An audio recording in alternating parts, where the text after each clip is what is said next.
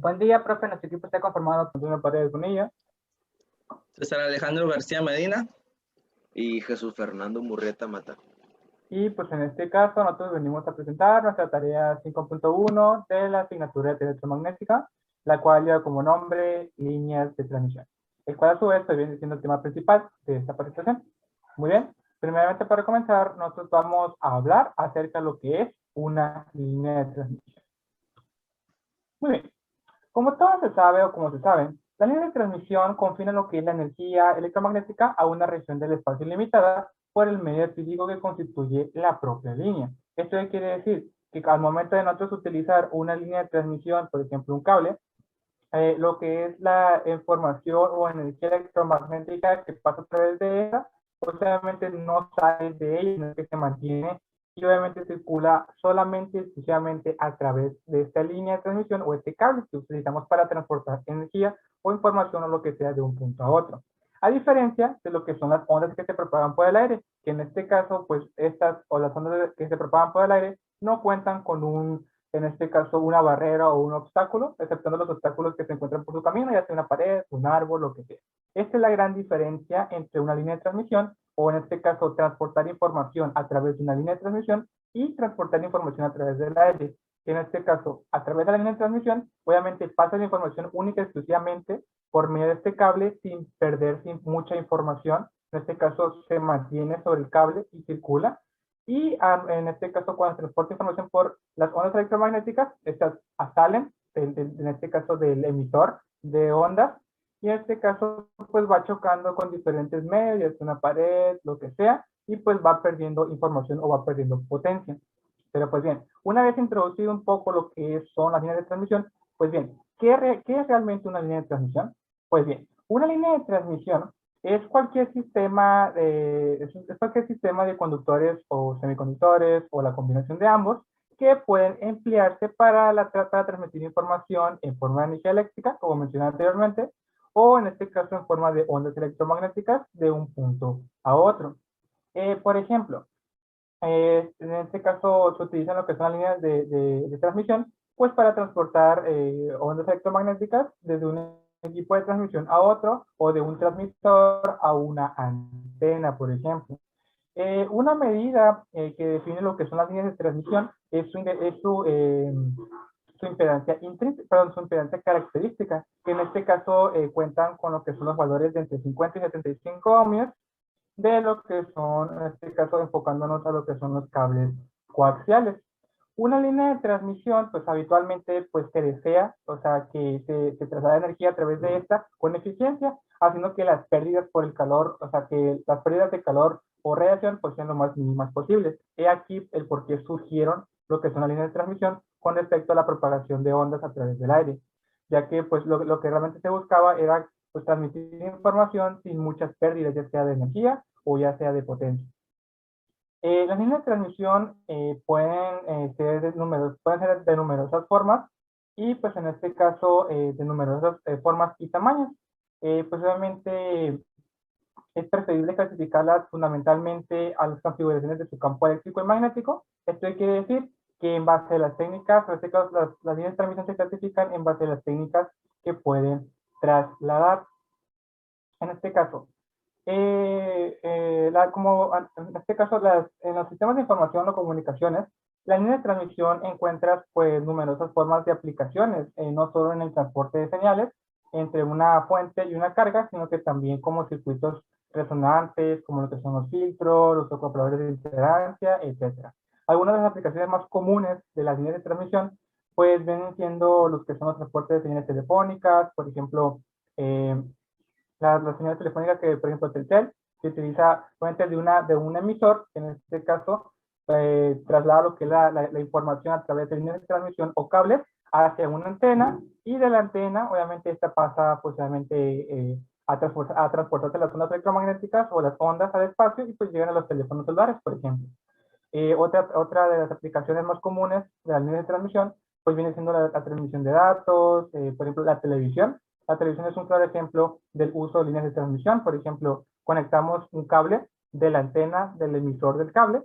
En este caso pasa por el cable, llega a un decodificador y el decodificador pasa a la tele. Entonces, esa es una manera de utilizar líneas de transmisión. También se utilizan las líneas de transmisión para pues, conexiones entre transmisores y antenas, y entre estas a receptores, básicamente.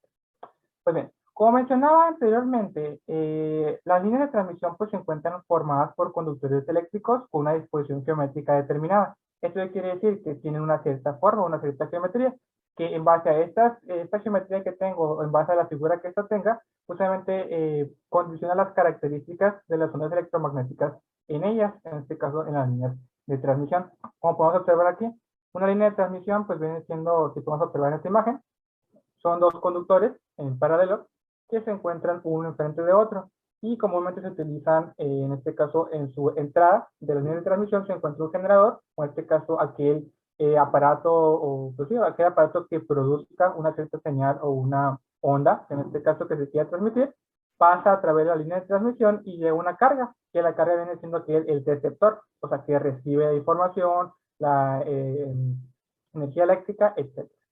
Bien.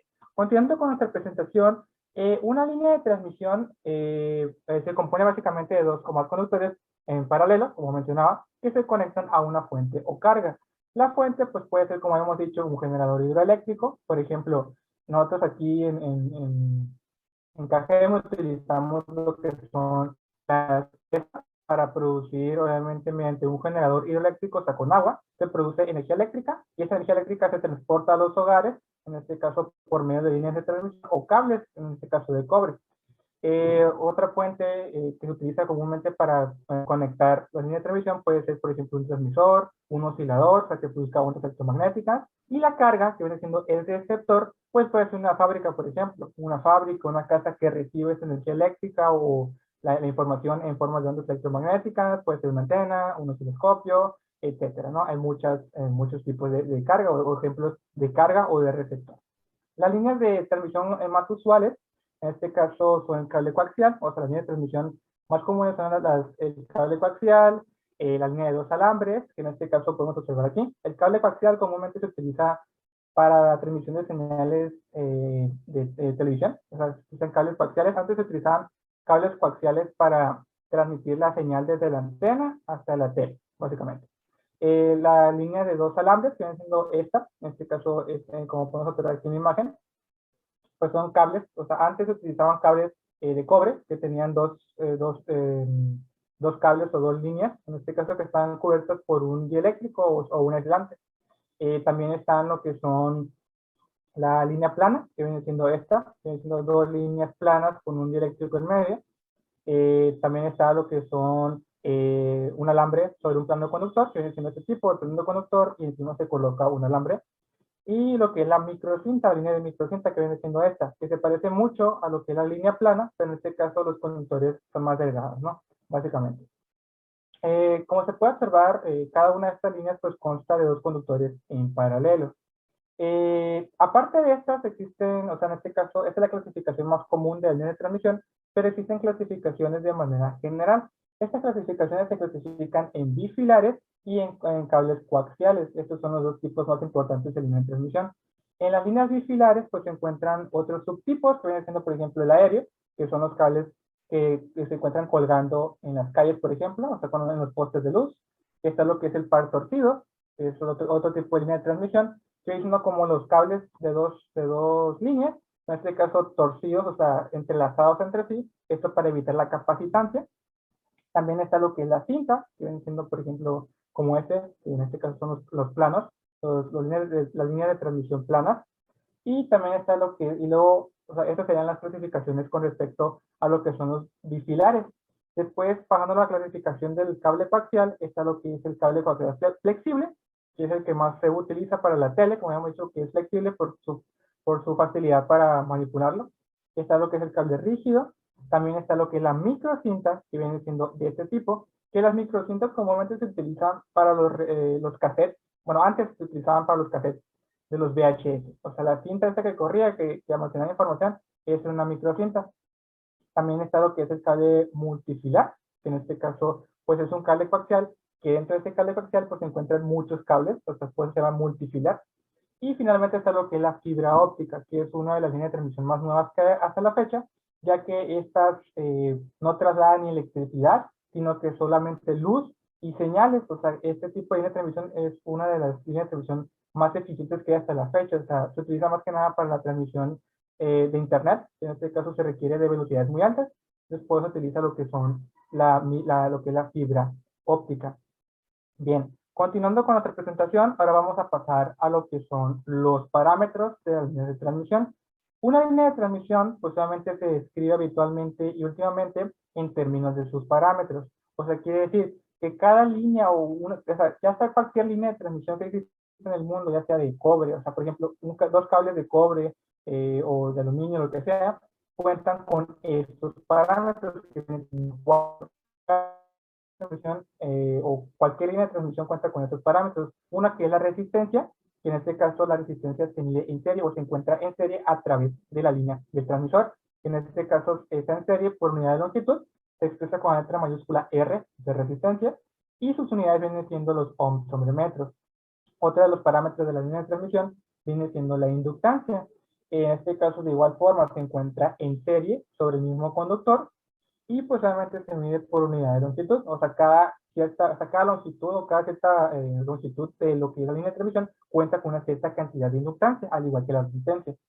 Y en este caso se expresa con lo que es la letra H, y en este caso mayúscula, que en este caso se representa como inductancia, y en este caso, perdón, con la letra L, que en este caso mayúscula que viene siendo inductancia, y sus unidades vienen siendo lo que son los hercios sobre metro.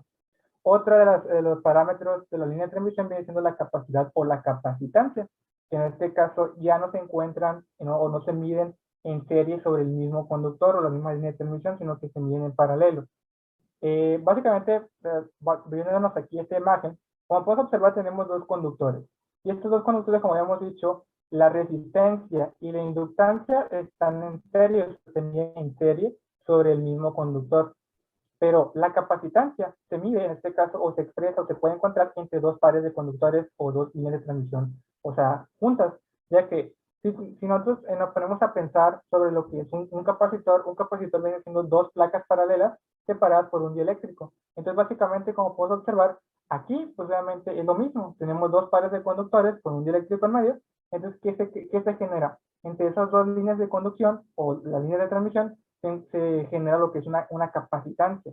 Entonces, por eso se dice que las líneas de transmisión cuentan con capacitancia. Otra de las características o parámetros viene siendo lo que es la conductancia. En este caso, de igual forma, aquí hemos visto la conductancia se mide en paralelo. En este caso también está en paralelo y se mide por unidad de longitud. O sea, cada cierta longitud tiene una cierta cantidad de conductancia. Se expresa con la letra mayúscula G y sus unidades vienen siendo los siemens sobre metro. Pues cada línea de la figura anteriormente mostrada pues posee unas ciertas fórmulas específicas para poder determinar lo que es la resistencia, la inductancia, en este caso la conductancia y la capacitancia. Que en este caso tenemos diferentes fórmulas ya sea para la línea de cable coaxial, la línea de dos alambres, la línea plana y se proporcionan en lo que son las siguientes tablas. En esta tabla podemos observar que pues en este caso están los parámetros. Estos parámetros son la resistencia, la inductancia, la conductancia y la capacidad. Y o sea, ya sea la línea coaxial, ya sea la línea de dos alambres, la línea plana, pues cuentan con sus propias fórmulas para poder calcular pues estos valores o estos parámetros en la línea de transmisión. Aquí podemos observar, no voy a explicar todas porque se agregaría mucho la presentación, pero podemos observar que para sacar la resistencia en un cable coaxial o una línea coaxial, pues está esta fórmula. Estas letras que son A y B son más que nada lo que son sus valores, en este caso que tenemos aquí, en este caso sus dimensiones. O sea, tenemos A, que en este caso viene siendo el radio del conductor que está en medio, el B viene siendo el radio que está en este caso del conductor hacia la orilla, donde empieza la malla metálica que empieza, por ejemplo, en este caso tomando como por ejemplo el cable coaxial y así sucesivamente, ¿no? Básicamente. Es importante señalar antes de pasar con las características que pues la resistencia depende de lo que es la resistividad de los conductores y de la frecuencia. En altas frecuencias la resistencia aumenta con la frecuencia debido al efecto pelicular, ya que la corriente penetra solo una pequeña capa cercana a la superficie del conductor. La inductancia es consecuencia del hecho de que todo conductor por el que circula una corriente variable tiene asociada una inductancia. Como la línea está formada por dos o más conductores, como habíamos mencionado, separados por un dieléctrico, constituye, por lo tanto, un condensador, como hemos dicho. Se crea un efecto capacitivo, cuya capacidad pues depende del área de los conductores, su separación y la constante dieléctrica del material que los separa. Y finalmente es importante mencionar que la conductancia es la consecuencia de que el dieléctrico no es perfecto y tiene resistividad finita, por lo que una parte de la corriente pues básicamente se fuga o sale del conductor entre los conductores y pues y junto con la resistencia pues en serie contribuye a lo que son las pérdidas o atenuación de la línea. Siguiendo con nuestra presentación, vamos a mencionar algunas de las características de los parámetros de la línea de transmisión. Una de las características, o la primera característica, es que los parámetros de resistencia, inductancia, conductancia y capacitancia no son discretos ni globales.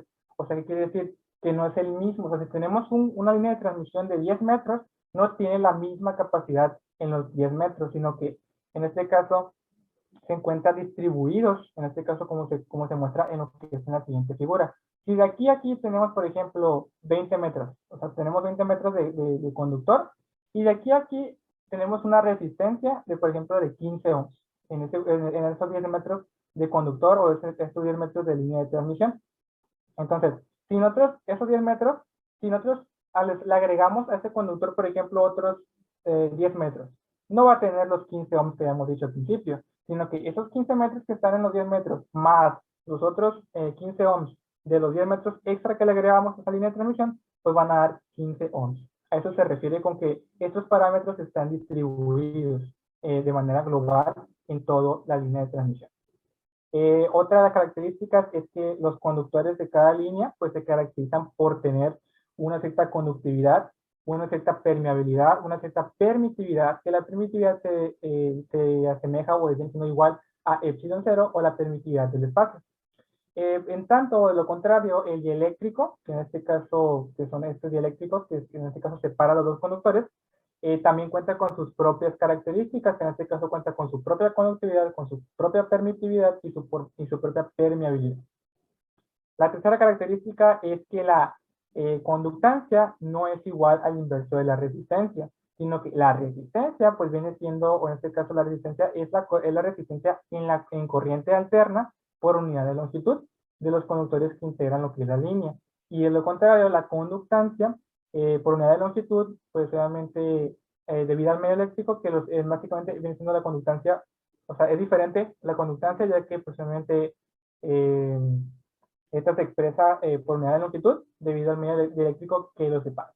La cuarta característica es que el valor de la inductancia referido en la tabla anterior, que en este caso ya hemos visto esta, que viene siendo esta, la que está aquí, pues obviamente es la inductancia externa por unidad de longitud, o sea, es decir, que la inductancia viene siendo igual a la inductancia externa.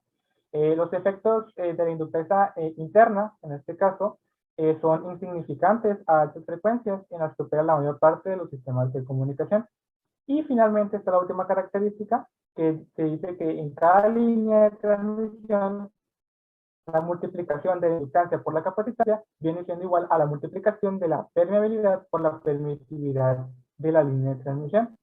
Y la división de la conductancia entre la capacitancia viene siendo la división de lo que es la conductividad entre la permitividad de la línea de transmisión.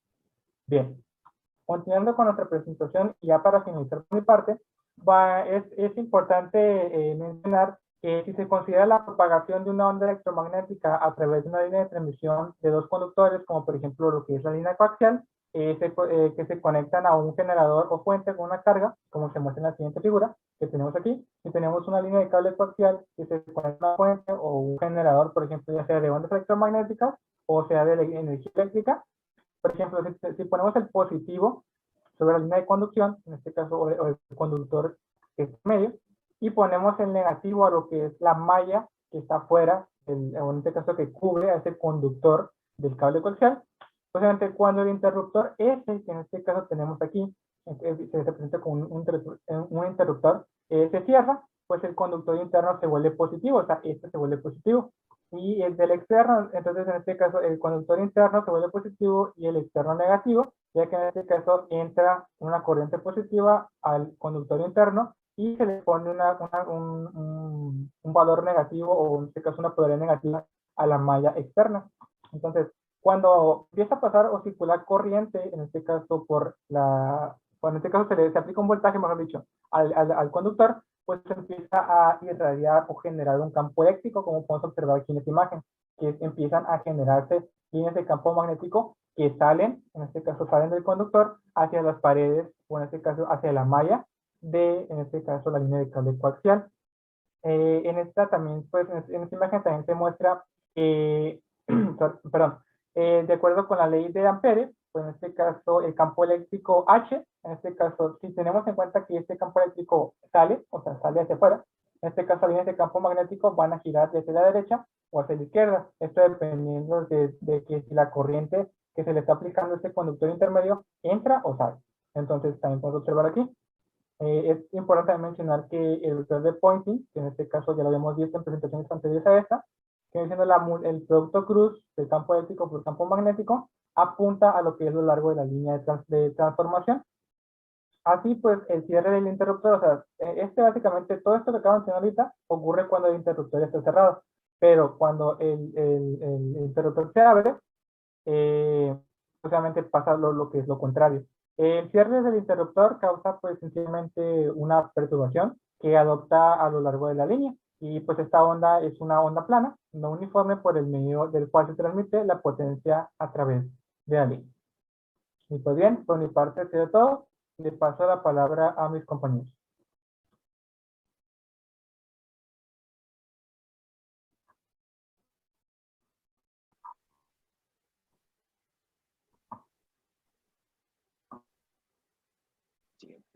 Siguiente. Muy bien, yo les voy a hablar sobre lo que son las ecuaciones de línea de transmisión. Muy bien, como se dijo anteriormente, una línea de transmisión, en este caso de dos conductores, soporta lo que es una onda ET, o sea, los campos eléctricos y magnéticos, en la cual la línea son transversales a dicha dirección de propagación de la onda, en el cual lleva una propiedad muy importante.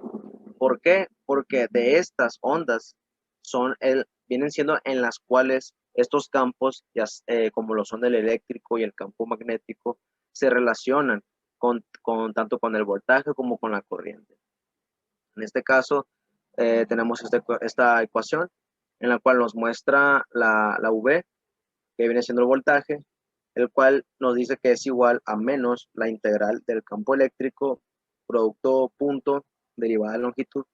Y también tenemos a un ladito lo que viene siendo en la corriente, la cual es igual a la integral cerrada del campo magnético, producto punto, derivada de longitud. En la cual estas se emplearán las cantidades de circuitos, en este caso de voltaje y de corriente, en el lugar de las cantidades de los campos eléctricos y magnéticos. Esto nos quiere decir que en vez de las ecuaciones de Maxwell y las condiciones de la frontera. En este caso tenemos el modelo de circuitos en el cual es de forma más simple y más práctica, en la cual nos dice también que de la aplicación de la ley de voltaje, estamos hablando de la ley de Kirchhoff, a la espira externa del circuito de la figura 11.15, en la cual se obtiene lo que viene siendo esta ecuación. Donde tenemos al voltaje en Z y en I, que es igual a R, que como mencionó mi compañero Juan, la R viene siendo la resistencia. También nos incluye lo que viene siendo la L, la cual esta nos representa lo que viene siendo la inductancia y pues el voltaje, ¿no? También tenemos aquí cómo es que nos muestra una pequeña figura, una simulación en el cual tenemos un generador y en la parte derecha nos muestra cómo es que está ubicada la carga, en donde esto nos representa lo que viene siendo el modelo del circuito tipo L o inductancia de la longitud diferencial, la cual esta viene siendo equivalente a una línea de transmisión, en este caso, como les mencioné al inicio, de dos conductores. Siguiente, por favor.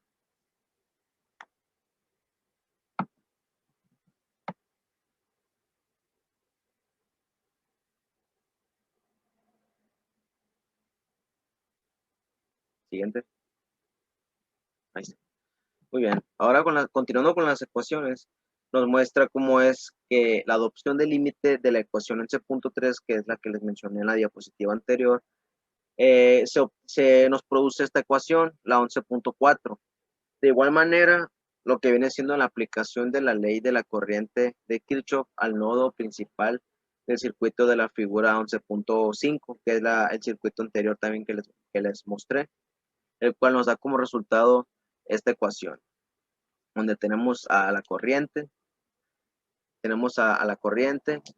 que viene siendo multiplicación de Z T igual a corriente por Z más lo que viene siendo la T y el Z más menos, perdón, igualmente la corriente, y se vuelve a incluir lo mismo que está en la parte de arriba, en la ecuación que está arribita, y ahora ya entra lo que viene siendo la suma, en este caso de G, que como dijo mi compañero Juan, G viene representada lo que es la conductancia.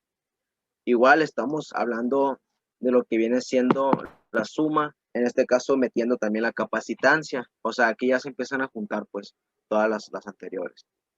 Entonces también nos dice que nos da más bien lo que viene siendo la ecuación 11.5 y 11.6, en la cual en la 11.6 podemos observar cómo es que en este caso incluyen lo que viene siendo dentro de ella la conductancia, el voltaje y la capacitancia. Entonces, si una persona quiere suponer cómo es que estas ecuaciones, o más bien estas se dependencian de tiempo, en este caso hablando del tiempo armónico, pues esto nos daría de tal forma la ecuación 11.7 A y B, en donde nos dice que la primera, la 11.7A, igualmente estamos hablando de voltaje en Z y T, lo cual nos da una igualación de R, de resistencia E, y que nos multiplica lo que viene siendo el voltaje en S por Z, y tenemos también a la E, en donde estas ecuaciones, la A y la B, son las formas de fasor, se dice, tanto de voltaje como de corriente, respectivamente, en las ecuaciones 11.4 y 11.6, las cuales estas dos se convierten en la 11.8 y 11.9, en el cual tenemos a la derivada de voltaje en S entre la derivada de Z, lo que nos da una igualación a resistencia más J por el símbolo W, y esto nos multiplica lo que es la inductancia, y al final tenemos a la corriente en S.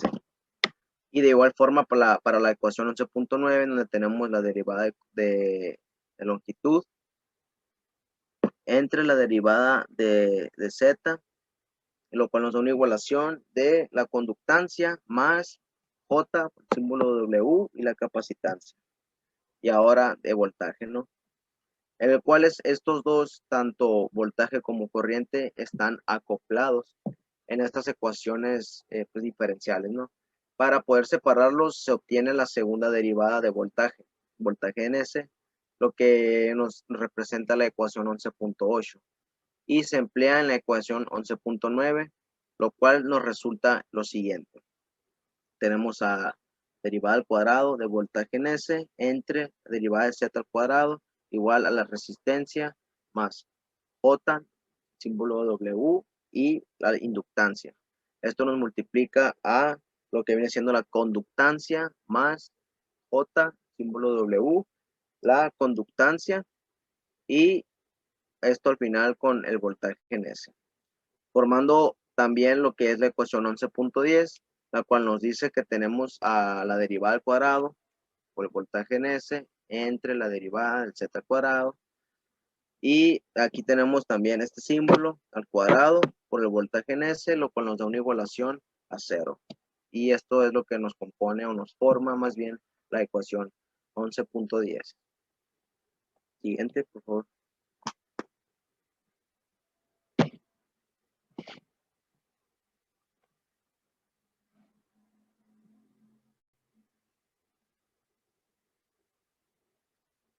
Muy bien. Ahora aquí tenemos otra ecuación, la 11.11, y la cual nos dice al después que una vez que se obtiene la segunda derivada, en este caso de corriente, lo que es en la ecuación 11.9, y se emplea en la ecuación 11.8, nos resulta la siguiente ecuación, que es la misma que les dije ahorita, solamente con unos ligeros cambios, en donde tenemos una resta antes de iniciar la segunda parte, en la parte del medio, de igual forma igualada a 0. Entonces, en este caso, cabe aclarar que tanto la ecuación 11.10 y 11.12, en este caso de ondas para voltaje y corriente, son de forma similar a las ecuaciones de las ondas planas, las cuales estas vienen formando lo que son la 10.17 y 10.19. En nuestra notación usual, nos muestra que tanto la corriente de propagación, hablando que se es por metro, tenemos que alfa es la constante de atenuación y esta se lleva a cabo en nipers por metro o decibeles por metro. Y también obviamente está beta, la cual constante de la fase, y esta se lleva a cabo en radianes por metro. También hablando de la longitud de onda y la velocidad de onda, las cuales están dadas respectivamente por la siguiente ecuación. La 11.13, donde tenemos a este símbolo, que si lo recordamos en presentaciones anteriores, es el símbolo de lambda, lo cual lo tenemos igualado a 2pi entre beta. Esa es la 11.13, y tenemos también la 11.14, en donde tenemos el símbolo este de U, es igual al símbolo de W sobre beta, lo cual nos da una igualación de F por lambda. Siguiente. Muy bien, continuando con la presentación. Aquí nos dice que la solución de las ecuaciones diferenciales lineales homogéneas, que son las que vienen en la 11.10 y 11.12, es semejante al caso B del ejemplo 6.5, en el cual nos muestra la ecuación 11.15 y 11.16, en el cual nos muestra que tanto V0 en positivo como negativo, y en I0 o voltaje y corriente 0, en igual forma en positivo y negativo, son amplitudes de onda, y los signos negativo y positivo nos denotan que la onda se desplaza a lo largo de la dirección, ya sea de la dirección en Z, ya sea en más o en menos, respectivamente.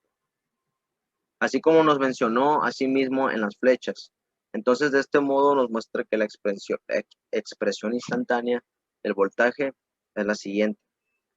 Tenemos que el voltaje igual forma en Z y en T, lo cual nos da una igualación de la resistencia en E por el voltaje en S, en Z, y además abajo nos da formando la ecuación 11.17, en el cual ya entra lo que viene siendo el coseno, la omega T, la beta Z y el voltaje 0. De igual forma en coseno con omega T más beta Z. Al inicio, si se dan cuenta, pues está en la forma negativa, y ya después pasando al otro ya nos muestra el signo positivo, en el cual podemos observar que viene también lo que es la Z0, lo cual nos representa la impedancia característica de una línea de transmisión, en la cual es la razón de que la onda de voltaje de desplazamiento positivo a la onda de corriente en cualquier otro punto dentro de la línea. Siguiente, por favor.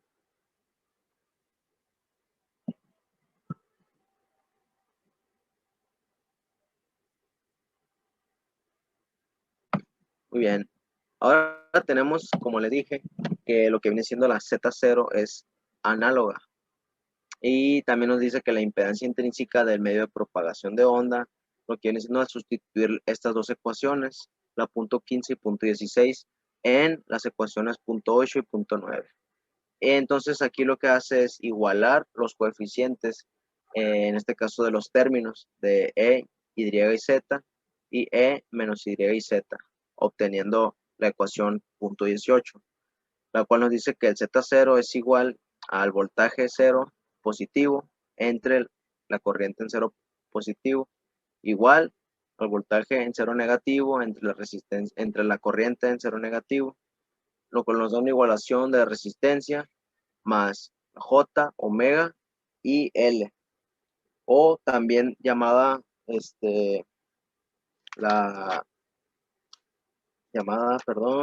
la inductancia.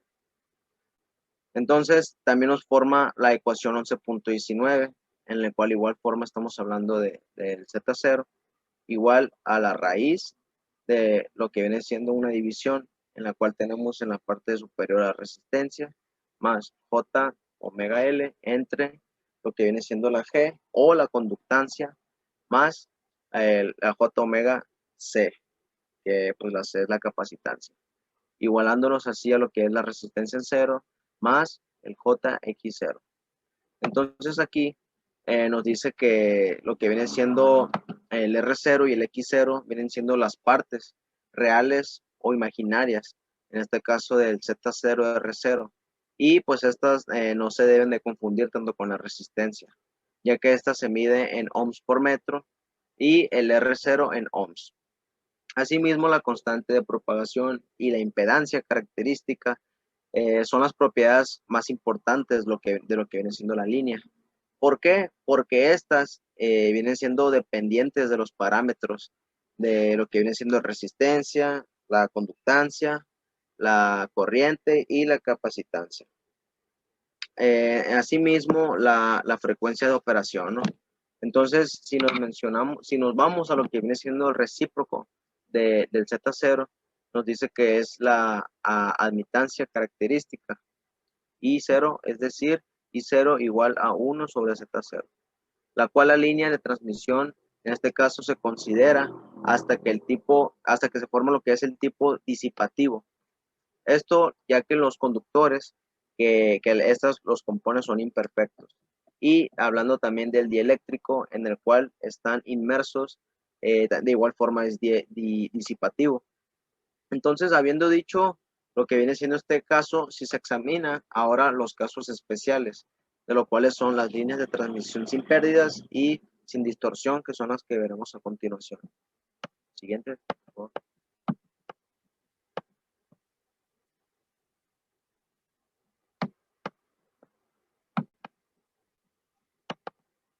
Muy bien, tenemos que las líneas sin pérdidas, en este caso tenemos a R igual a O igual a G, nos dice que una línea de transmisión sin pérdidas consta de conductores perfectos y medio dieléctrico sin pérdidas. Entonces aquí tenemos cómo es que se desprende claramente de la tabla 11.1, que esta tabla fue la que mencionó mi compañero Juan Antonio al inicio de esta presentación, y es la tabla que tenemos aquí abajito, en la cual tiene incluidos los parámetros, cómo es que se miden, las lineaciones coaxiales, las líneas de los alambres y las líneas planas al final. Y pues esto formando lo que viene siendo la ecuación 11.21 A, B y C. Pues obviamente está hablando de lo que viene siendo una condición necesaria para que una línea sin pérdidas respecto de una línea en este tipo, entonces se convierte en estas tres ecuaciones que les acabo de mencionar. Siguiente, por favor.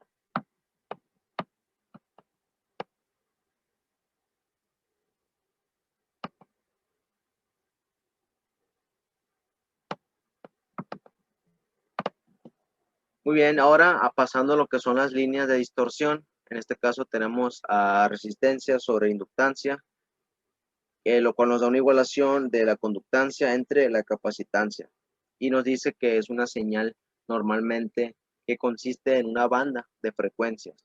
Entonces, en una línea disipativa, lo que es la amplitud de la onda y la distinta frecuencia se atenuará de diferente manera. Esto quiere decir que esta depende de la frecuencia, lo cual nos resulta una distorsión.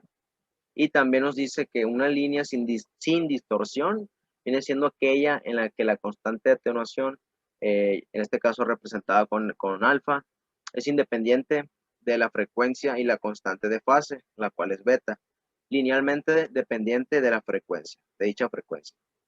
Entonces, de acuerdo de la expresión general de alfa y beta, como se refiere en la ecuación 11.11, nos dice que una línea sin distorsión es la consecuencia de que los parámetros la adopten de la siguiente forma, en la cual nos dice que tenemos pues la resistencia sobre la inductancia igual a la conductancia sobre la capacitancia. Entonces esto, lo que viene siendo dentro de una línea de distorsión, se representa de la siguiente manera, formando lo que es la ecuación 11.23. Y pues nos muestra cómo es que tenemos la igualación de la raíz de NRG o de resistencia por conductancia. Y adentro tenemos lo que es una suma y una división. En este caso tenemos lo que es el 1 más el J por omega L sobre R. Y enseguida tenemos lo mismo, solamente que con la conductancia.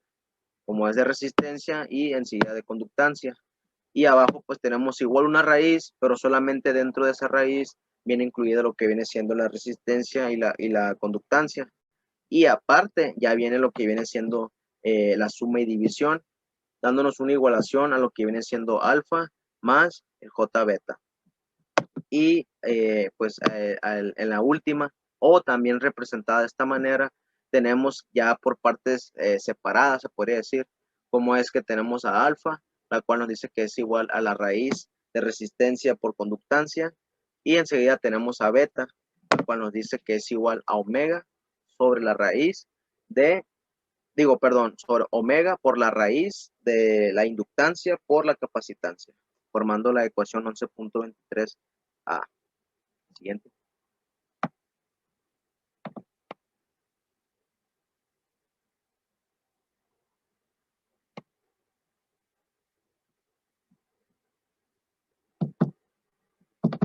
Muy bien, ahora nos dice que nos indica que mientras que tanto alfa, esta como les dije, no depende de la frecuencia, ya que beta es una función lineal de dicha frecuencia, de igual modo. Entonces, en una línea sin pérdidas, esta carece también de distorsión, pero una línea sin distorsión no necesariamente tiene que carecer de pérdidas, ya que las líneas sin pérdidas vienen siendo deseables en la transmisión de la potencia. Aquí ya entre lo que es la potencia, entonces en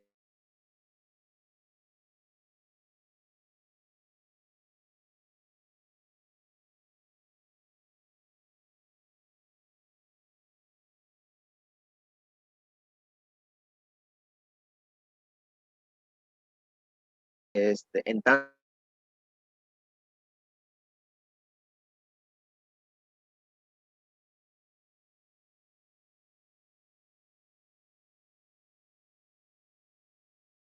la conducción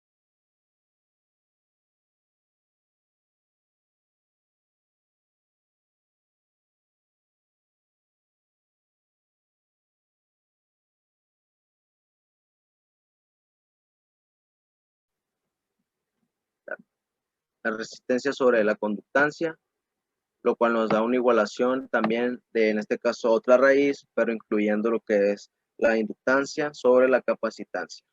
Tenemos igual forma el X0 igual a 0. Y también tenemos la ecuación 11.23c, que aquí ya mete lo que viene siendo lo que es la omega y el beta. Y tenemos también una división con una raíz, en la cual dentro de la raíz nos incluye de igual forma la inductancia y la capacitancia. Esto igual a F por lambda. Entonces hay una advertencia la cual nos dice que la velocidad de fase es independiente a la frecuencia. ¿A esto a qué? A causa de que una constante de fase depende linealmente de la frecuencia, a menos de que alfa y U sean independientes de la frecuencia, la cual nos da una forma de señales en las cuales estas pues dependerá sufrir a una distorsión. Y nos dice también que U y Z0 son iguales que en las líneas sin pérdidas. Y pues como les dije acá enseguida, nos representa lo que viene siendo la tabla 11.2, en la cual pues se viene representando en general un resumen del contenido de esta sección. Muy bien. Siguiente.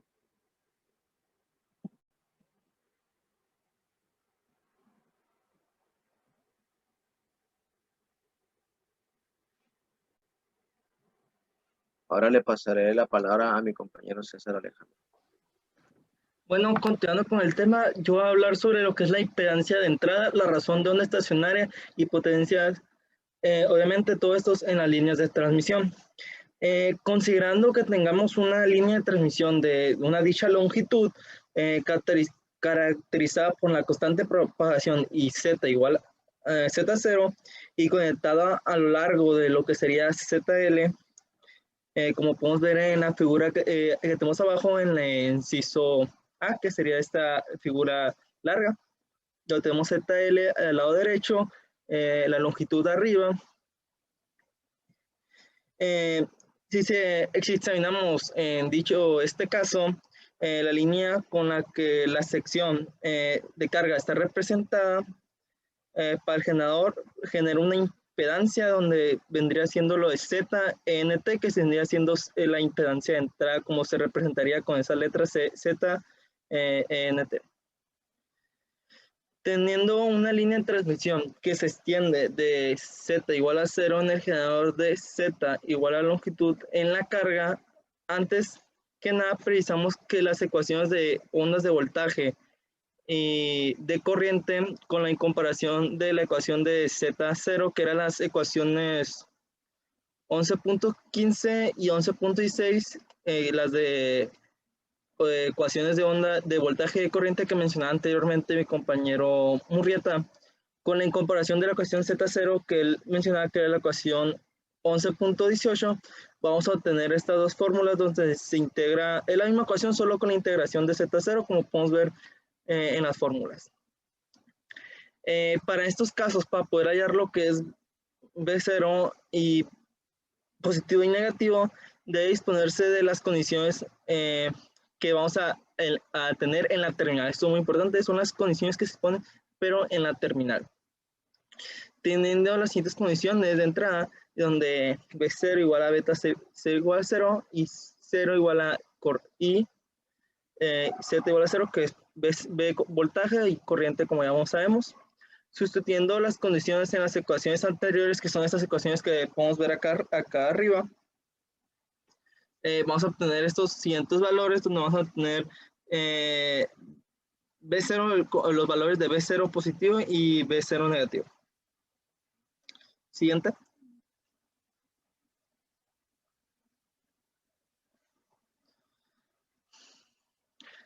Si la impedancia de entrada en las terminales de entrada es Z, que es la impedancia de entrada, el voltaje de entrada B0 y la corriente 0 se obtienen de la siguiente manera, donde B0 es igual a la impedancia de entrada sobre la impedancia de entrada más ZG por voltaje en G.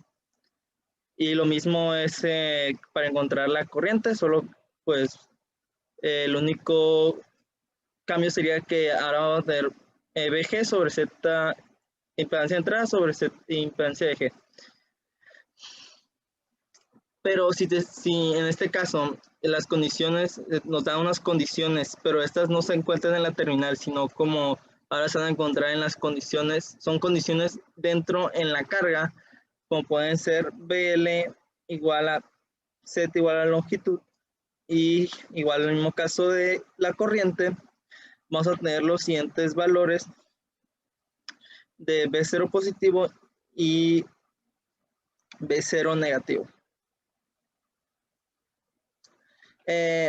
La impedancia de entrada dentro de estos casos se puede hacer durante las fórmulas de onda de corriente y voltaje que habíamos visto anteriormente, donde veíamos BS sobre IS en cualquier punto sobre la línea de transmisión. Pero en el generador las ecuaciones de BS y S producen la siguiente ecuación para poder obtener la impedancia de entrada fuera de un punto en la línea. Viendo las ecuaciones que habíamos visto anteriormente, donde veíamos que las ecuaciones de voltaje y de corriente se implantaban con la ecuación de Z0, lo único hecho es sustituirlas para poder obtener la siguiente ecuación que podemos obtener aquí para poder obtener la impedancia de entrada. Siguiente.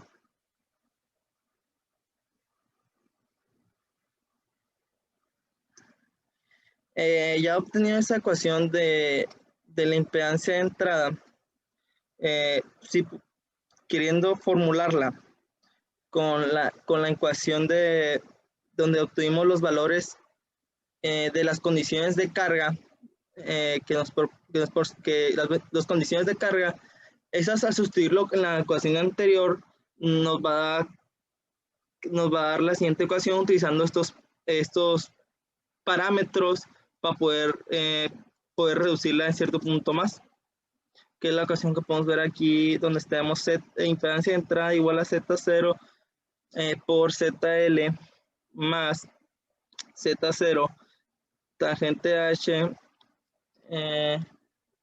sobre Z0 más ZL tangente H.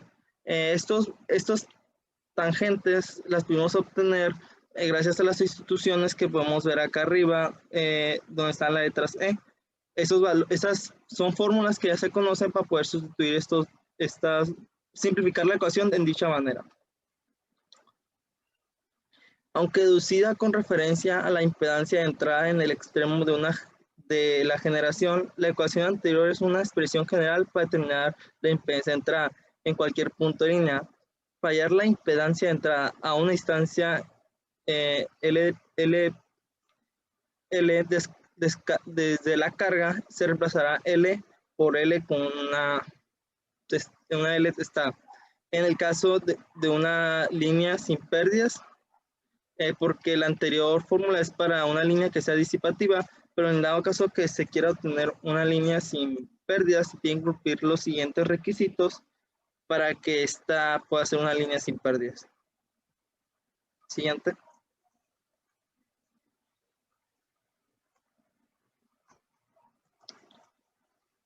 Y pues ya, si cumpliendo los requisitos anteriores, esta sería la fórmula para poder obtener en la impedancia de entradas en una línea de transmisión sin pérdidas.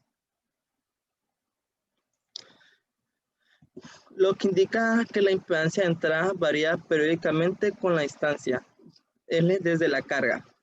La cantidad de beta y L usualmente la longitud eléctrica de la línea y puede expresarse en grados o en radianes dicha cantidad. El siguiente término es el coeficiente de reflexión por voltaje en la carga, es decir, es la razón de la onda de reflexión por voltaje a la onda incidente de la carga y se representa con la siguiente ecuación donde aparece B0 positivo sobre el B0 positivo. Al sustituir los valores de B0 obtenidos de las condiciones de carga, que son los valores que habíamos obtenido, en la ecuación anterior, con la incorporación de que ahora conocemos de que BL es igual a ZL por I, resulta en la siguiente ecuación. En dado caso que pues, no tengamos los valores, no se nos proporcionan los valores de B0 y que ya tengamos proporcionados los valores, estos podemos utilizar esta fórmula para poder encontrar lo que es el coeficiente de reflexión por voltaje. Siguiente.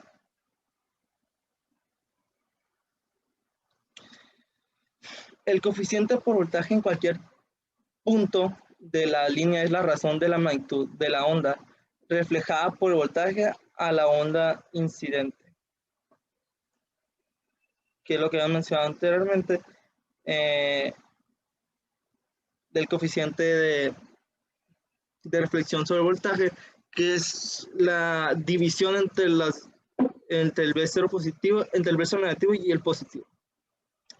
El coeficiente de reflexión por corriente en cualquier punto de la línea es el negativo del coeficiente de reflexión por voltaje en ese punto. El coeficiente de reflexión por corriente en la carga es I0 por la longitud entre el I0. Es un dado caso que tengamos el coeficiente de reflexión pero en corriente. Al igual que en el caso de las ondas planas, la razón de onda estacionaria se define por volumen, el voltaje máximo por el voltaje mínimo en dado caso que tengamos esas cantidades o en dado caso por la corriente máxima sobre la corriente mínima. Siguiente.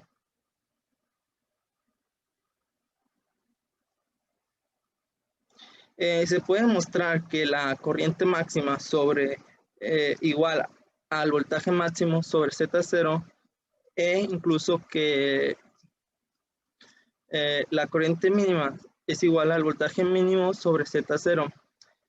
Los valores máximos y mínimos de la impedancia de entrada ZNT ocurren en los valores máximos y mínimos respectivamente de la onda estacionaria de voltaje y corriente.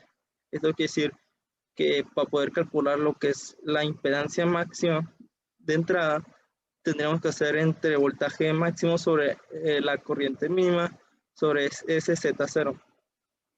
En el lado contrario, que se quiera calcular lo mínimo, sería voltaje mínimo sobre corriente máxima, que esto es igual a Z0 sobre S. Para comprobar estos conceptos, podemos considerar una línea sin pérdidas con impedancia caracterizada de Z0 igual a 50 ohms.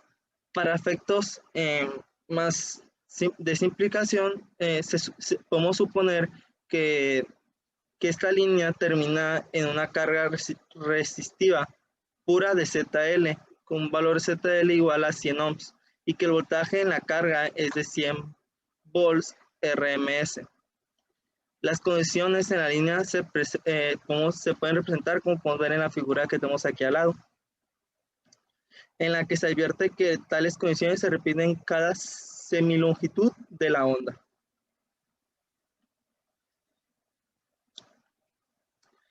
Como se mencionó anteriormente, mis compañeros, una línea de transmisión sirve para transferir la potencia de una fuente a una carga. La potencia de entrada promedio a una distancia desde la carga está dada por la fórmula del voltaje promedio entre un medio de R por BS por la longitud por IS por la longitud. Siguiente. Donde el factor de que veíamos en la ecuación anterior de un medio es necesario, puesto que tratamos con los valores pico en lugar de los RMS, como era en el ejemplo anterior. No se mencioné que era un voltaje RMS, pero aquí en la potencia no. Suponiendo una línea sin pérdida, usamos las ecuaciones de BSZ y SZ que vimos en la primera diapositiva de mi parte, dándonos que dará el voltaje promedio, se tiene esta fórmula, pero con el término de que los dos últimos términos son números puramente imaginarios, entonces los podemos dejar al lado o ignorar en dado caso, dándonos una forma más simplificada del voltaje promedio, que es la que tenemos aquí, fuera quitando los dos números, los dos términos imaginarios. El primer término es la potencia incidente, que puede ser PI, que se define como PI, y el segundo, la potencia reflejada, que es PR. Estos dos términos se restan entre sí para obtener lo que es la potencia transmitida o de entrada, que se viene representando con la letra P, su índice T. Siguiente.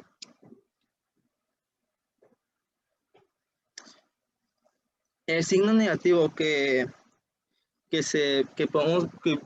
vimos se debe a la onda de dirección negativa, puesto que la dirección de referencia es del voltaje sobre la corriente que se desplaza hacia el lado derecho. Cabe señalar con la relación que la potencia es una constante y no depende de la longitud, ya que tratamos con una línea sin pérdidas. Ahora vienen unos casos especiales donde están representados por la conexión de una línea a una carga, hablando de potencia. El primer caso sería la línea de cortocircuito, donde cuando CL es igual a 0. En este caso, ZNT, que es la impedancia entrada, se representa ahora con Z, con su índice de CC. Cabe señalar con respecto que la ecuación de ZCC, que es la ecuación que tenemos arriba, que es donde la impedancia de entrada es una reactancia pura, la cual debe ser capacitada o inductiva según el valor de la longitud. la variación de impedancia es con respecto con la longitud, se puede decir. Siguiente.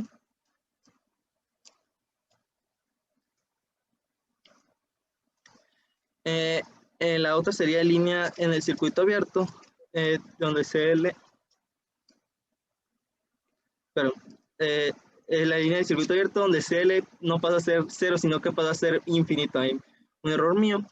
La variación de la impedancia de entrada con longitud se puede ver en la figura que tenemos aquí al lado. Acá advertir que a partir de esta ecuación, como la Z, su índice SC, y esta que es Z, su índice SA, da que es igual a Z 0 al cuadrado. Dentro de esta ecuación, lo que es el coeficiente de reflexión de voltaje tiene que ser igual a 1 y S tiene un valor de infinito. Luego, posteriormente, lo que es la línea acoplada, donde ZL va a ser igual a Z0. Este es el caso más deseable desde el punto de vista práctico, porque la impedancia de entrada va a ser igual a la Z0. Es así, el coeficiente de reflexión de voltaje va a ser 0 y ese va a ser igual a 1. Es decir, que V0 se transmite en onda completa y no hay reflexión. Y la potencia incidente es totalmente absorbida por la carga. En consecuencia, cuando una línea de transmisión es acoplada, con la carga es posible una máxima transferencia de potencia. Bueno, esto sería todo por mi parte. Aquí están las referencias del trabajo. Gracias por su atención. Gracias, profe. Profe.